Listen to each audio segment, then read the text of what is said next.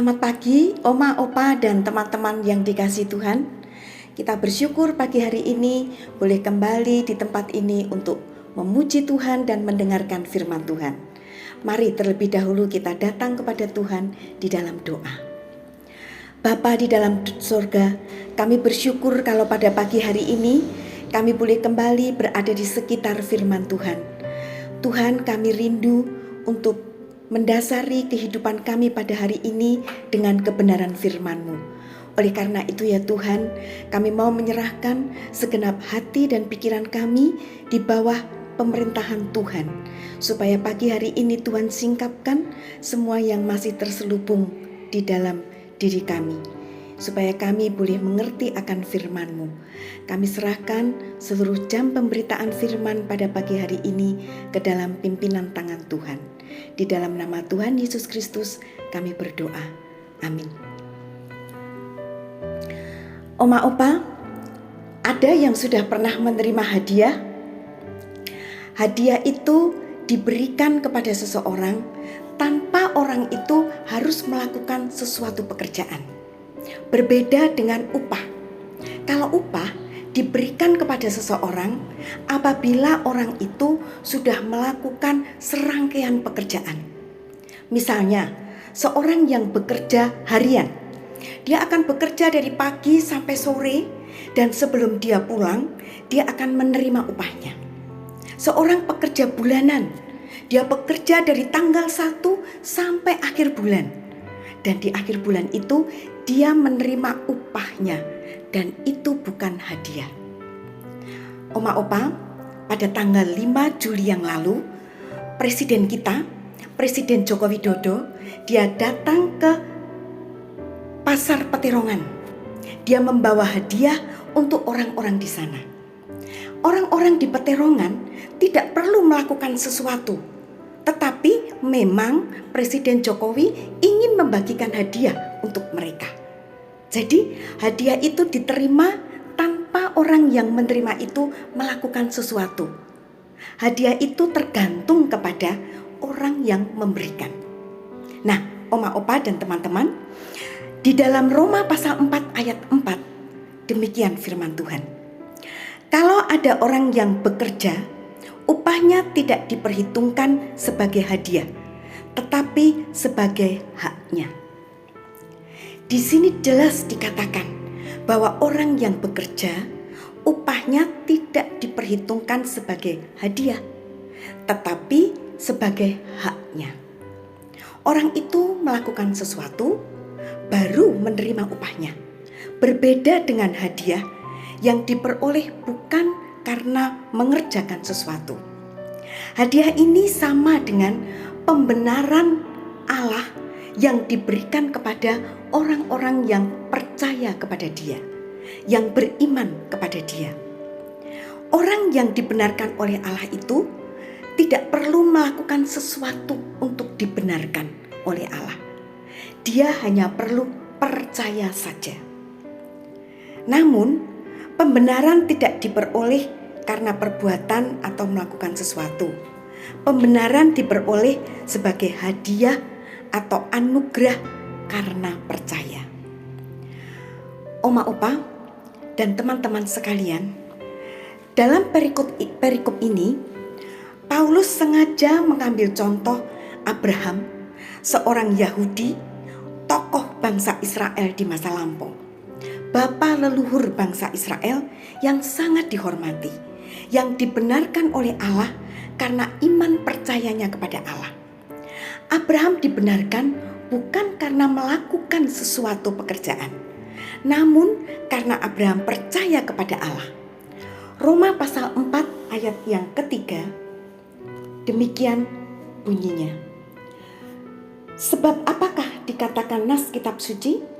Lalu percayalah Abraham kepada Tuhan, dan Tuhan memperhitungkan hal itu kepadanya sebagai kebenaran.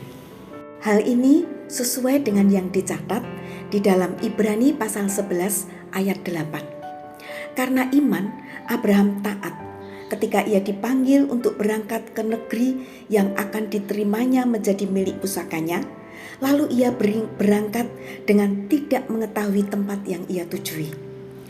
Abraham percaya, beriman terlebih dahulu, kemudian diikuti dengan perbuatan. Percaya kepada Allah itu menggerakkan Abraham bertindak, berbuat sesuatu, yaitu meninggalkan tempat tinggalnya, meninggalkan sanak keluarganya, memutuskan ikatan dengan keluarganya. Sering hal ini dimaknai sebagai meninggalkan kehidupan lama sebelum dia menerima pembenaran. Pergi ke suatu tempat yang ia tidak ketahui kemana. Pergi bersama dengan istrinya yang mandul dan keponakannya Lot.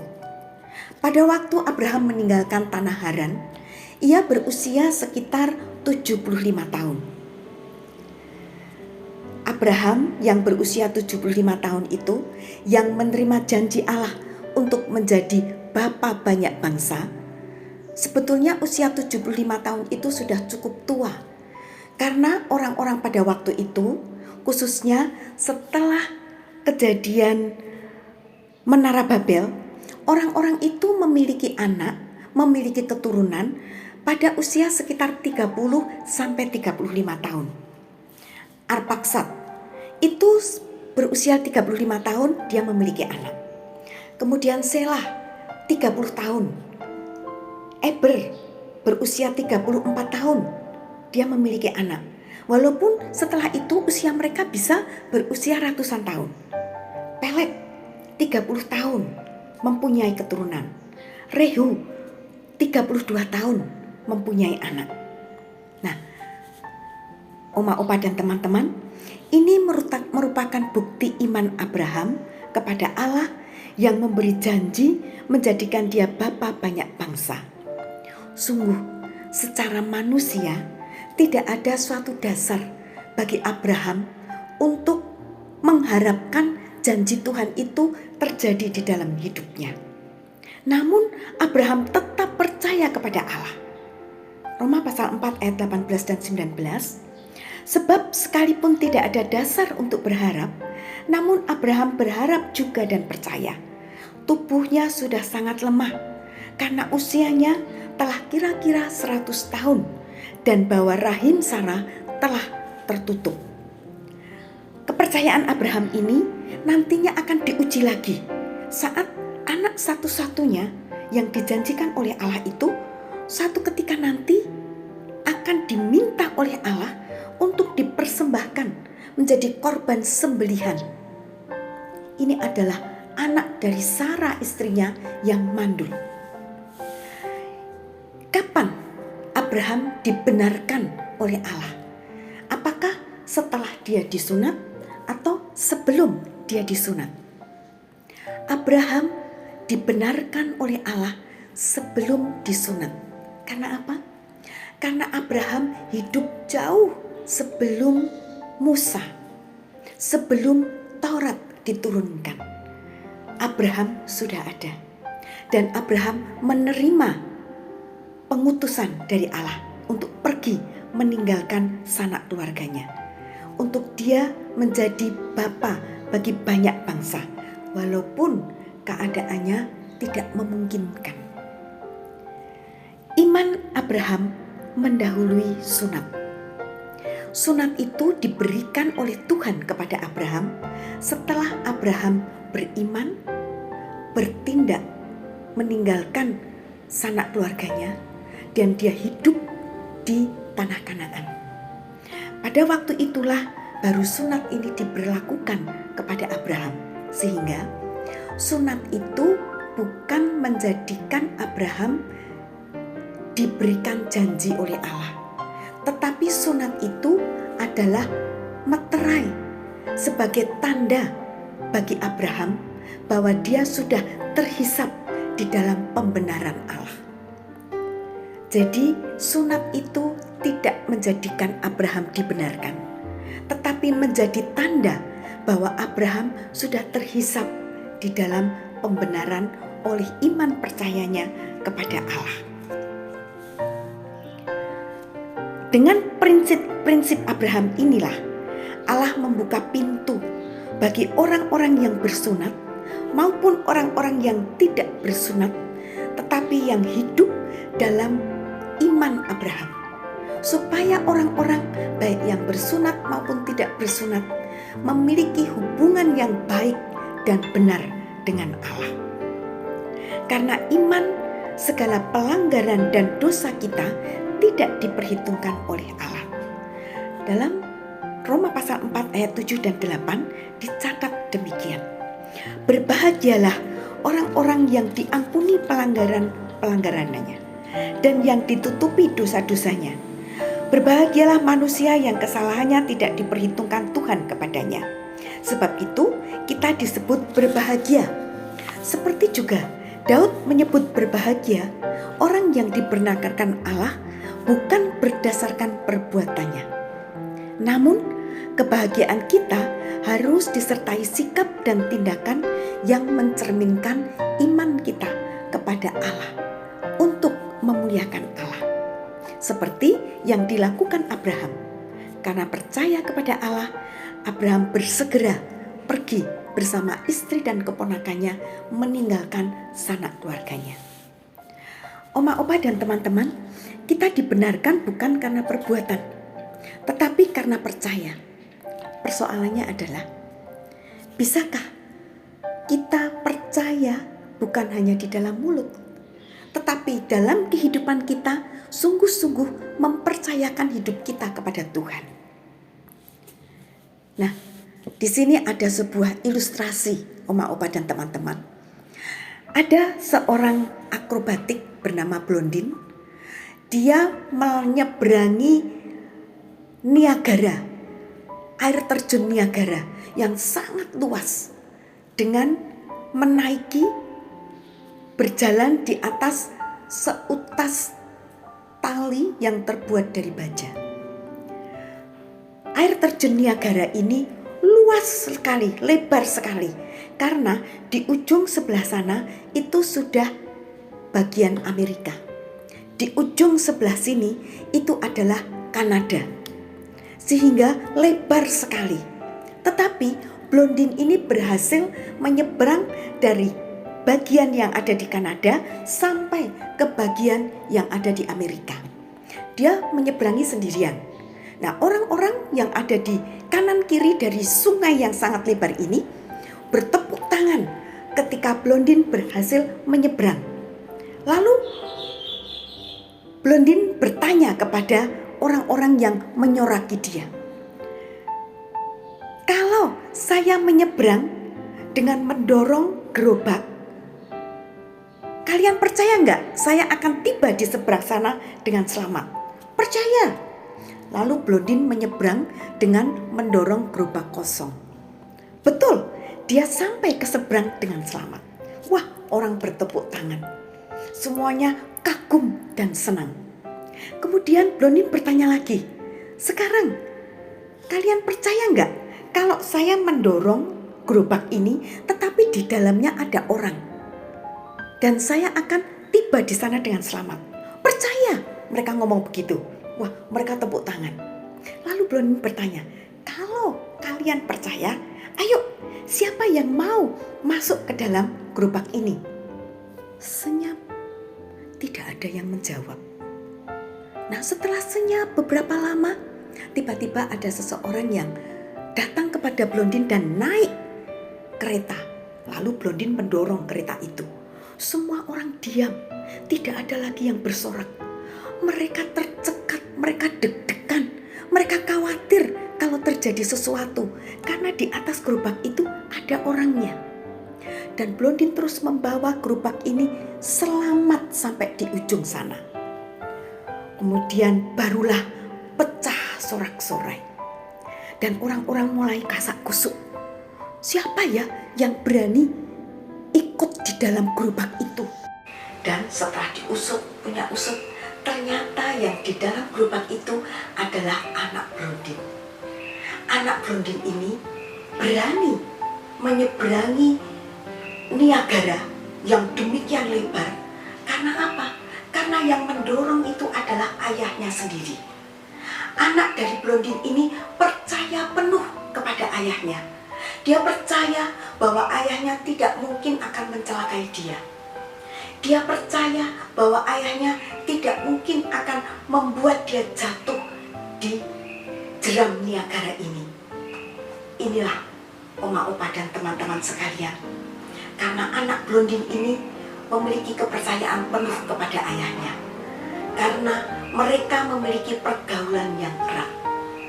Sehingga anaknya sangat percaya penuh kepada blondin. Demikian pula oma, opa, dan teman-teman. Apabila kita memiliki hubungan yang erat dengan Bapa kita di surga, maka kita juga berani mempercayakan hidup kita kepada Tuhan. Bukan hanya ngomong percaya kepada Tuhan, ataupun tahu seperti yang dialami oleh Abraham, bahwa Abraham dibenarkan karena iman percayanya. Tetapi sungguh-sungguhkah kita berani mempercayakan hidup kita kepada Allah? Di dalam Roma pasal 4 ayat 1-25 yang kita renungkan ini, Paulus menjelaskan bahwa pembenaran diperoleh sebagai hadiah, bukan upah. Pembenaran diperoleh bukan karena melakukan sesuatu, namun karena iman percaya kepada Allah. Hanya perlu percaya saja. Pembenaran diperoleh bukan karena melakukan sunat, namun sunat dilakukan sebagai tanda bahwa seseorang itu sudah terhisap di dalam pembenaran Allah. Abraham tetap beriman, percaya kepada Allah, walaupun tidak ada dasar pada dirinya untuk berharap. Dia sudah tua, istrinya mandul, dia mendapat janji Allah menjadi bapa banyak bangsa. Bagaimana dengan kita? Beranikah kita percaya dan mempercayakan sepenuh hidup kita kepada Allah, seperti anak blondin yang percaya penuh kepada ayahnya? Kesulitan dalam hidup ini menjadi tantangan bagi kita untuk menguji iman percaya kita. Amin. Mari kita bersama berdoa. Bapa di dalam surga, kami bersyukur untuk firman-Mu pagi hari ini. Kami rindu agar kami pun boleh memiliki iman percaya yang penuh kepada Tuhan, agar kami diberi keberanian oleh Tuhan untuk mempercayakan seluruh hidup kami kepadamu. Ya Tuhan yang di dalam surga, kami rindu agar kepercayaan kami kepada Engkau itu boleh kami jawantahkan di dalam hidup keseharian kami. Sehingga ketika kami bertutur kata, ketika kami bersikap laku, semuanya itu boleh mencerminkan iman percaya kami kepada Tuhan dan boleh mendatangkan kemuliaan bagi nama Tuhan. Bapa di dalam surga, pada kesempatan ini kami ingin berdoa bagi oma, opa, dan seluruh pelaksana kegiatan yang ada di Panti Werda Elim dan Panti Werda Pengayuman.